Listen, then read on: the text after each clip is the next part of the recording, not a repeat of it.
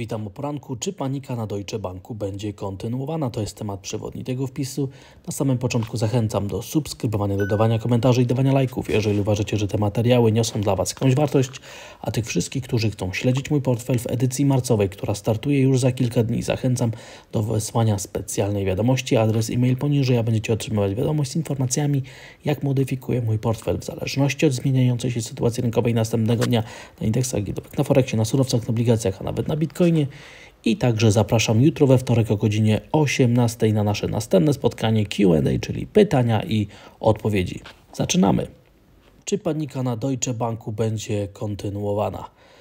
Piątkowa sesja przyniosła nam negatywne informacje dotyczące perspektyw Deutsche Banku, natomiast reakcja rynkowa była zgoła odmienna i należy się zastanowić, co się teraz dzieje na rynkach finansowych i czy efektem zarażenia nie będzie powielenie schematów, które były ostatnio obserwowane na kilku bankach w Stanach Zjednoczonych i na przykład na Credit Suisse przez właśnie Deutsche Bank i co dalej tutaj może się dziać. Natomiast wygląda na to, że potwierdza się, że najsłabszym ogniwem teraz w Europie jest właśnie ta spółka, ten bank i na niego będziemy zwracać teraz szczególnie dużą i baczną uwagę. Pierwszy wykres, który jest w tle, pokazuje zachowania akcji w ostatnich miesiącach i wygląda na to, że Deutsche Bank co prawda jest słaby, ale na razie tak jakby nie powielał w 100% tego, co się dzieje, co się działo na akcjach Credit Suisse. Natomiast widzimy, że marzec przynosi negatywne zjawiska na całym sektorze bankowym w Europie i że te spadki, te negatywne nastroje płyną przede wszystkim z tego sektora. Na następnym wykresie widzimy CDS-y na dług najważniejszych banków w Europie i w tym wypadku koncentrujemy się na ubezpieczeniach na wypadek bankructwa, czyli CDS-ach dla Deutsche Banku. Natomiast moim zdaniem najważniejsze jest tu, żeby teraz określać, co się może dalej wydarzyć i jak pozycjonują się teraz te CDS-y względem maksimów, które były w październiku ustanowione. I widzimy, że te CDS-y na Deutsche Bank przebiły te poziomy maksymalne w październiku, z października i wyraźnie podobnie zachowują się CDS-y na UBS, chociaż nie utrzymujemy się nad poziomami, które były ustanowione jako poziomy maksymalne, natomiast ewidentnie już te poziomy z października zostały tutaj przekroczone. Natomiast kiedy zobaczymy, jak zachowują się CDS-y na inne banki, w tym wypadku Barclays, BNP Paribas i ING, to widzimy, że jesteśmy oddaleni od tych poziomów maksymalnych z października, a to myślę, że sygnalizuje nam właśnie, które banki faktycznie mogą mieć jakieś problemy i na których rynek zaczyna się teraz koncentrować jako na najsłabszych ogniwach, czyli poziomy CDS-ów teraz względem październikowych maksimów pozwalają nam określić, gdzie tkwi słabość w sektorze bankowym w Europie. I inne określenie, inna perspektywa tych CDS-ów, tutaj uwzględnienie banków Societe Generale i UniCredit i także widzimy, że te banki z Włoch i z Francji są oddalone od swoich poziomów maksymalnych z października, czyli ewidentny problem jest teraz w Deutsche Banku i na tym banku będziemy się koncentrować. Zobaczymy, czy panika będzie kontynuowana, czy negatywne informacje będą się powielały i co się może dalej wydarzyć. Wzrok każdego inwestora pada w tym kierunku, natomiast pozytywną informacją jest to, że oczywiście doszło do interwencji polityków i tutaj kanclerz Niemiec zasygnalizował, że Deutsche Bank to jest dobry bank i w tym wypadku udało się powstrzymać negatywne zjawiska, które się działy. W tym wypadku będziemy także w następnych godzinach obserwować, czy się pojawią następne sygnały wsparcia ze strony polityków dla tego jednego z największych banków na całym świecie i takiego flagowego okrętu niemieckiej gospodarki oraz niemieckiego sektora finansowego. Dlatego bądźmy bardzo gotowi na to wszystko, co się dalej tutaj będzie działo. Natomiast ewidentnie ubezpieczenia na wypadek bankructwa sygnalizują nam, że słabość płynąca z zachowania Deutsche Banku i ich wyników finansowych będzie trwała. Gdy popatrzymy na cały sektor bankowy w Europie, to widzimy, że jest on na poziomach bardzo atrakcyjnych, ostatnio widzianych w 2020 roku i perspektywy co do sektora bankowego są w tym wypadku optymistyczne. To odchylenie od średnich zysków oczywiście pozwala na to, żeby inwestorzy długoterminowi zaczęli rozważać, czy opłacalna jest inwestycja w sektor bankowy. Natomiast oczywiście należy pamiętać, że jest to perspektywa historyczna i jeżeli faktycznie doszłoby do wygenerowania sporych problemów sektora bankowego, to te wyceny mogą być jeszcze bardziej atrakcyjne. Jak zachowują się giełdy papierów wartościowych? To, co moim zdaniem rzuca się od razu w oczy, to fakt, że panika na Deutsche Banku i wszystkie negatywne informacje w ogóle jakby nie wpływały na to, co się dzieje na giełdach papierów wartościowych. W piątek sesja na Wall Street pozwoliła wrócić w rejon 4000 punktów na indeksie Standard & Poor's, a to oznacza, że rynek jest niezwykle odporny już na wszystkie te negatywne informacje i że jeżeli coś nie chce powodować spadki, prawdopodobnie będzie przynosiło nam wzrosty. Dlatego rośnie prawdopodobieństwo, że jednak indeksy giełdowe pójdą w górę niż pójdą w dół. Jak zachowuje się Azja? Dzisiaj raczej także występuje ochota do wzrostów w Japonii i nawet giełda w Hongkongu także sygnalizuje optymistyczne wskazania. Dlatego też moim zdaniem rośnie prawdopodobieństwo, że raczej będziemy świadkami optymizmu na samym początku sesji w Europie, a indeks DAX będzie miał pretekst ku temu, żeby spróbować zaatakować ostatnie maksima, a nie wsparcia w rejonie 15 000 punktów.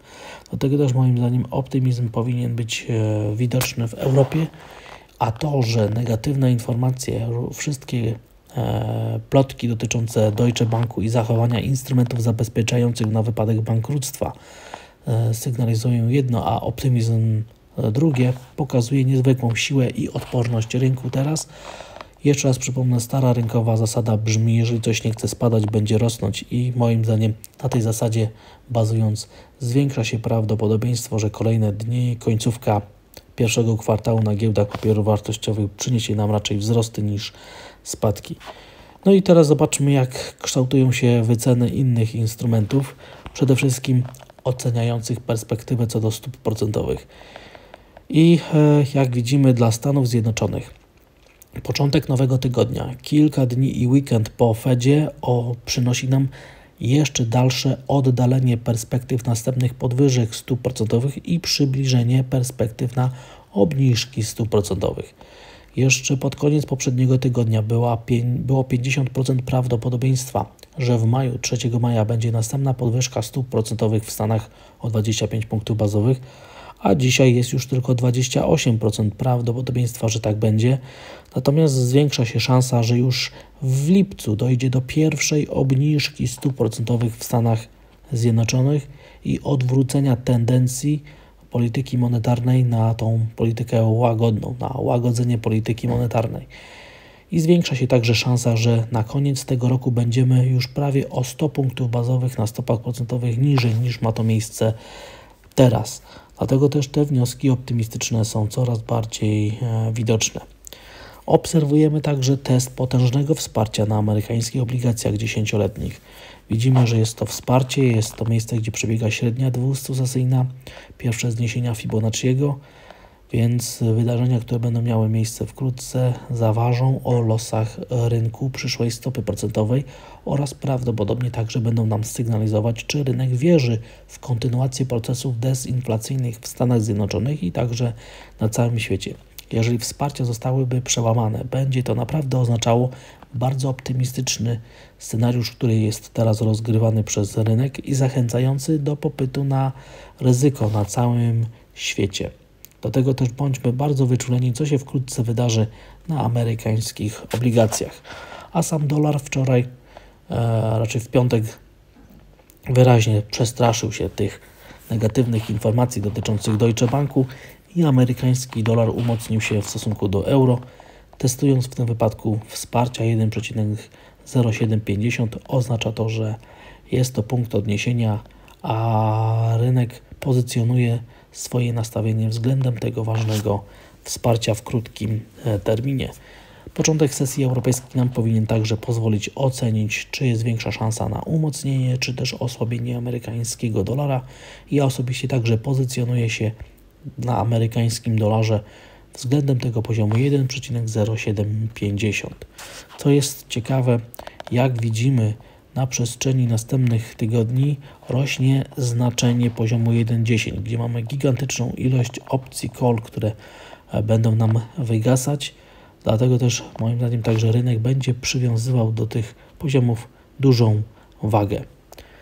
Jeżeli oceniać zachowanie euro-dolara przez pryzmat dyferencjału na stopach procentowych, to ewidentnie powinniśmy być wyżej na euro-dolarze, już testować poziom 1,10, a nawet poziomy jeszcze wyżej położone. Dlatego też ten wykres, który jest w tle, pokazuje, że rośnie prawdopodobieństwo dalszych wzrostów i kontynuacji tendencji, która jest obserwowana na eurodolarze od października, a to oczywiście będzie miało także pozytywne skutki także dla rynków związanych z ryzykiem, czyli m.in. dla polskiej giełdy papierów wartościowych, która uwielbia, kiedy eurodolar idzie w górę.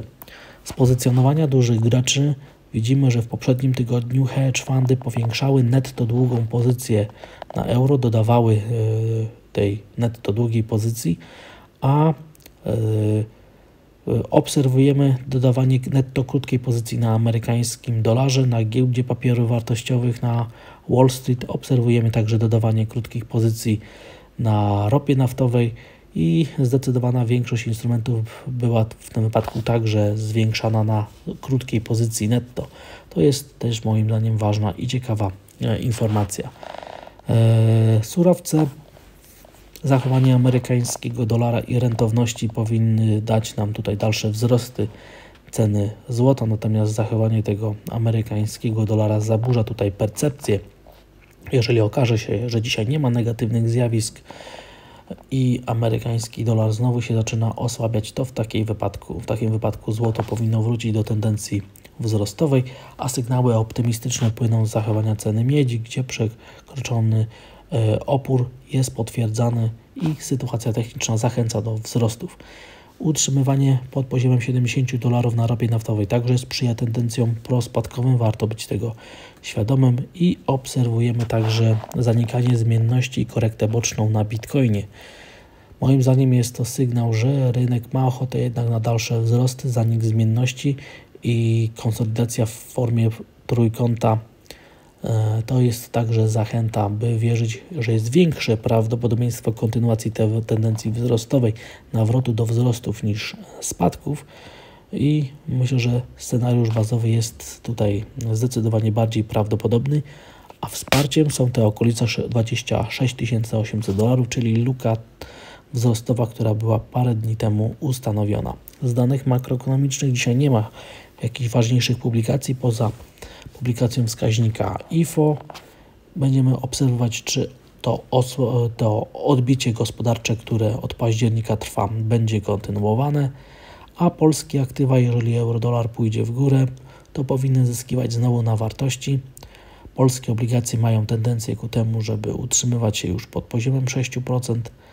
Mamy obserwację tendencji raczej ku umocnieniu krajowej waluty. Na euro złotym, na dolar złotym także obserwujemy taką tendencję, dlatego spodziewam się kontynuacji umocnienia aprecjacji krajowej waluty. Przede wszystkim ma to związek z zachowaniem euro-dolara i globalnymi przepływami finansowymi, w tym wypadku do rynków emerging markets. Natomiast najsłabsze ogniwo na polskich aktywach to jest warszawska giełda papierów wartościowych, która moim zdaniem boi się efektów zarażenia. Natomiast sytuacja techniczna została w poprzednim tygodniu stała się jeszcze bardziej klarowna, ponieważ opór 1750 punktów rośnie na znaczeniu. Każde przejście tego poziomu będzie niezwykle silną zachętą, by nawrócić także do scenariuszy prowzrostowych w nieco większym, dłuższym terminie niż krótki.